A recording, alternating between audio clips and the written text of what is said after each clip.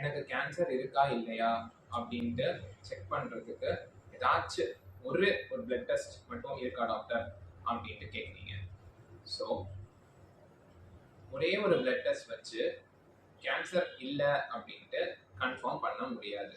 ஏன் அப்படின்னா கேன்சர் அப்படின்றது ஒரு நோய் இல்லை, அது பல நோய்கள். Lung cancer, kidney cancer, gall bladder கேன்சர்னு ஒவ்வொரு கேன்சரும் ஒவ்வொரு இடத்துல இருந்து ஆரம்பிக்குது. ஸோ அப்படி இருக்கிறப்போ ஒரே ஒரு பிளட் டெஸ்ட் வச்சு எப்படி எல்லா கேன்சருமே இல்லை அப்படின்னு கன்ஃபார்ம் பண்ண முடியும்? ஸோ அப்படி முடியாது. ஸோ இன்னொரு தப்பு என்ன பண்றீங்க அப்படின்னா, பலர் இந்த தப்பை பண்ணிட்டு இருக்கீங்க. டியூமர் மார்க்கர் பேனலை கொண்டு வந்துடுறீங்க.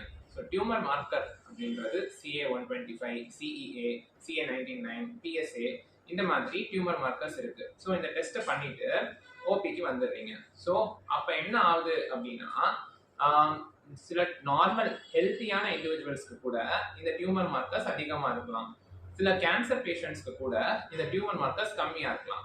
அப்போ ஒரு ஹெல்த்தியான இண்டிவிஜுவல் இந்த டியூமர் மார்க்கர்ஸ் பண்றப்போ அவங்களுக்கு சேஃப்டி இல்லை, பட் அதை விட டென்ஷன் தான் அதிகமாகுது. ஏன்னா சில பேருக்கு அதிகமாக ஆகுறப்போ அவங்களுக்கு திடீர்னு அன்னெசரியா டென்ஷன் ஆகுது. ஸோ உங்க டாக்டர் சொன்னாலும் இந்த டெஸ்டெல்லாம் அன்னெசரியா நீங்களே பண்ணாதீங்க. ஸோ நெக்ஸ்ட் கேட்குற கேள்வி என்னன்னா, பெட்ஸ்